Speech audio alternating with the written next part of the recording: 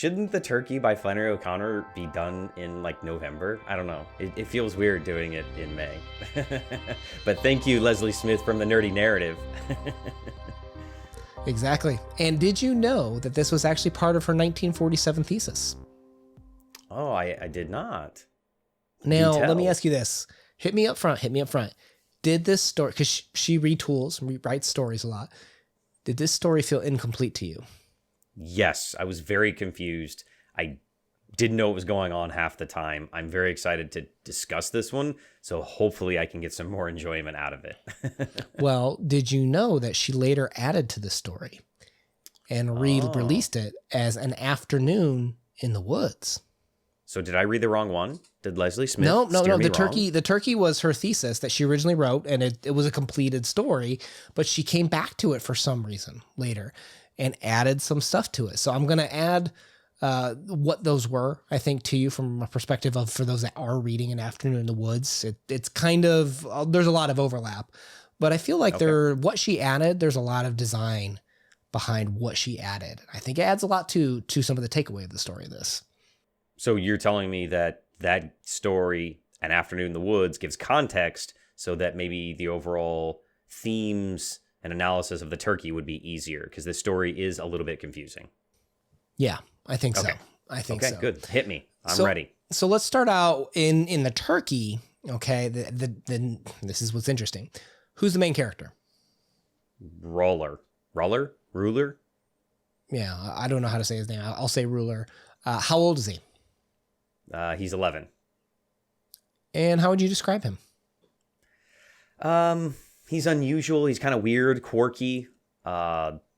He likes being by himself. I feel like he's like always talking to himself. He has a very vivid imagination.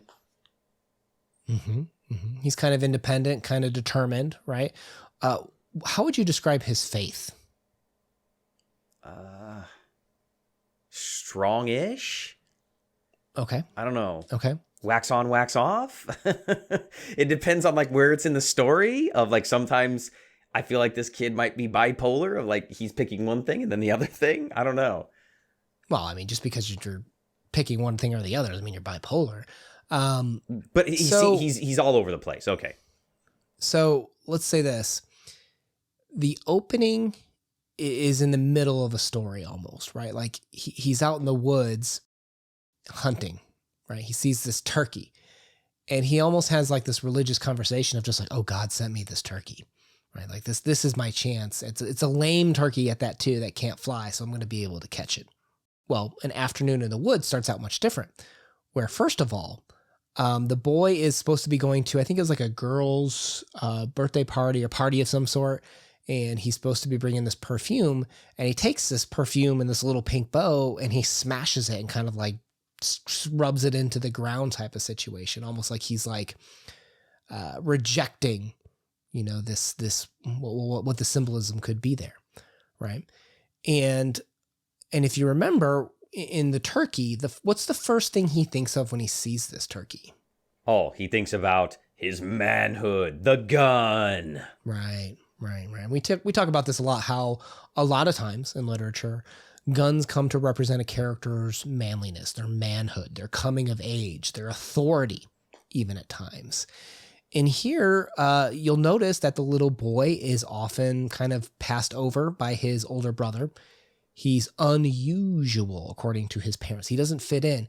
He's trying to assert his place in life, right? And he thinks God has sent this turkey to help him find that, right? And if only he had his gun, his manhood to kind of make that transition in his life. So it's kind of a coming of age story. Fair? Yeah. Do you think the turkey's real? Oh, I assume it was real, but I had never thought about it because those other boys came and stole it from him, right?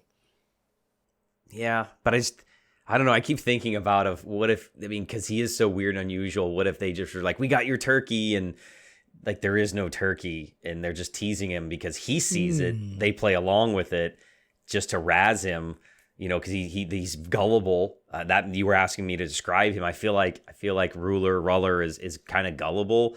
He'll do anything to get attention. So if he's acting a little bit crazy and the boys are like, yeah, we'll get one over on him. I don't know. I mean, obviously I think the turkey's real, but yeah. I think the turkey's, I mean, I read it as it's real, but I think Okay. if we talk about it, let's entertain it. Like I don't want to just throw it away, right? Because that's an interesting thought. If What does the turkey represent to the boy? Growth represents him being not necessarily being a man, but worthiness. He prove himself to his family that he is as good as his brother. Yeah, a chance to belong, perhaps. Yes, yes. Yeah. And if these other people come along and steal that opportunity from him, whether the turkey's real or not, I think figuratively it works that way too. So I don't know. It's kind of an interesting thought.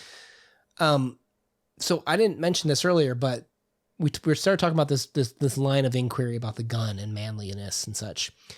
Do you know what the boy's name is? She changes the name in An Afternoon in the Woods. Oh. His name is Manly. Nuh-uh.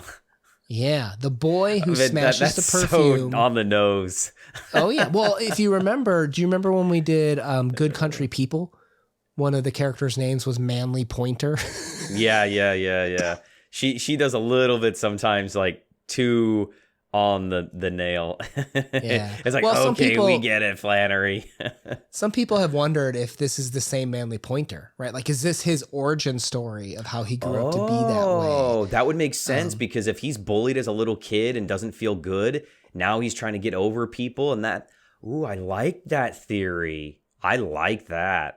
That makes me enjoy this story a whole bunch more if this is his origin, his evil origin story.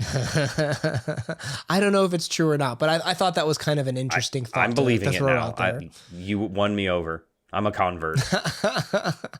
So let's put it this way. Ruler or Manly, whichever one you want to think of him as, thinks that God has sent him a chance at fitting in.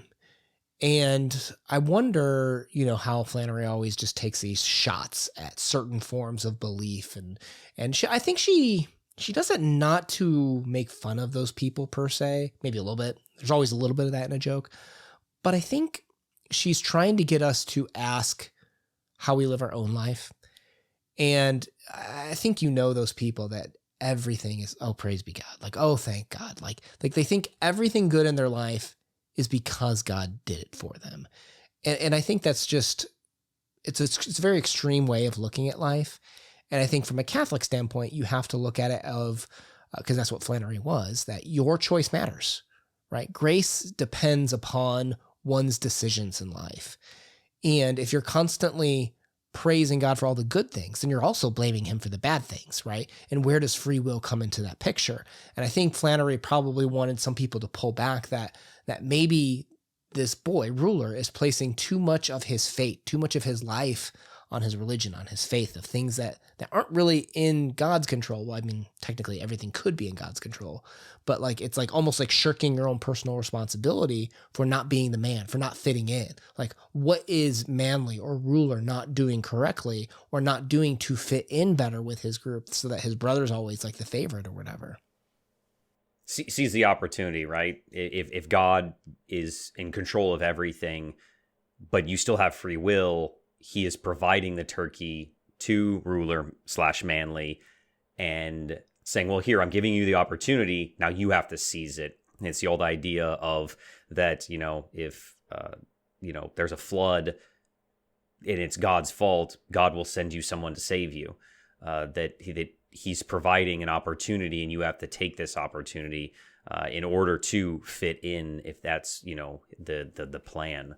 Yeah. And I think something that kind of happens that's a little strange, if you just look at it from a turkey perspective, is like how he prays for a beggar to show up in his life, like praying for these opportunities almost, in a sense, is one way to look at it. Do you think that that's kind of the standard that Flannery sees in her life, of people are always asking for things? We've seen this in, funny things, in modern movies, where if God literally answered every prayer, the world would be absolute chaos. And that these, I don't want this to sound mean or anything, but sometimes these trivial things, that something of like the young boy praying just for a turkey so that he could shoot it to impress his folks, is kind of trivial in the grand scheme of life, when there's literal life and death and people starving and really truly good or terrible things happening. Or like praying for a football team to win on a Sunday game, right? I mean, yeah, yeah, exactly. I mean, I'll never know what Flannery was thinking, but I will say she changed her interpretation the story through this story. Well, she changed the story though, because if we go back to him smashing smashing the perfume in the beginning, what's the point of that? Well, then there's at least opportunity for guilt, right? Like he did something wrong. He didn't give the girl a present. He's rejecting that femininity to be a man, right? Like he's so mad at sin too. Okay. Yeah. So I think I like it. So when he sees the beggar and he gives her money, maybe even a form of tithing, of paying for your dues into heaven, if you will, I think it makes a little bit more sense for why he would have the guilt or the need to tithe and the need to pray for forgiveness, if you will, if you do believe in your choices mattering from a grace perspective. I wonder what was Flannery's situation when she released this story of, I need money to pay rent, or what was going on? Because as you said at the beginning, I do feel like this is incomplete. And now that I know this information from An Afternoon in the Woods, it starts to make a lot more sense. And I feel myself enjoying this story a little bit more, because context is everything for me. And if I don't have that, I struggle with it. And now a lot of the pieces are falling into place as we're kind of talking through this. And I love the fun theory, too, that this could possibly be the origin story for Manly Pointer, which, again, it's probably not, but it's still kind of fun to play around with. And I enjoy that because I was very confused through a lot of this story of what is Ruler... Is he a reliable narrator? Like, sometimes I feel like he was just making things up through parts of the story. Did you get that? Did you seem confused, too? I wonder if when this was first written, was there a desire to show that, I mean, one of the main contentions with Ruler, the boy in the turkey, was, is his faith real or not? Right? He's almost testing it even. And to your point, yes, there are absolutely, when I was reading it, I'm like, is this really happening, or is this in the boy's head? And then it turns out it's all fantasy. It was in the boy's head. It's kind of like that question of, is faith real or not to this boy? And I think that it's kind of like you feel like the boy where you're not even sure what to believe in, like what's real and what's not real, when the story's presented in this kind of like half fantasy, half real world mashup. Okay. Yeah. I can see that. I guess I just wasn't expecting that. I know that the Flannery stuff is very deep and sometimes it's hard to digest. But for her to write in that style was very unusual. This is one of the most unusual stories that I feel like I've ever read from Flannery. And I was a little bit poo-poo on it in the beginning. But now that I have that context and I see the point, we've had the discussion, I think there's a lot to get out of this story from a moralistic standpoint, a religious standpoint, faith standpoint, and the evolution of a coming-to-age story. It set in a very unique situation. I guess that was something that many people may struggle with, like I did. Well, I think it's a worthy conversation too of, when does your free will, your personal choice, whether you're religious or not, when does that matter versus when are you giving up and releasing control to someone else? Whether you believe that that's a god, whether you believe that's fate, or just, things outside of your control from a stoicism perspective. Where does your boundary start and stop? And when do you allow yourself to be at fault versus when do you allow things to be out of your control? I think is a very valid question to ask yourself. Every time you get in that passenger seat. All right, guys, we're going to leave a Flannery O'Connor playlist down below.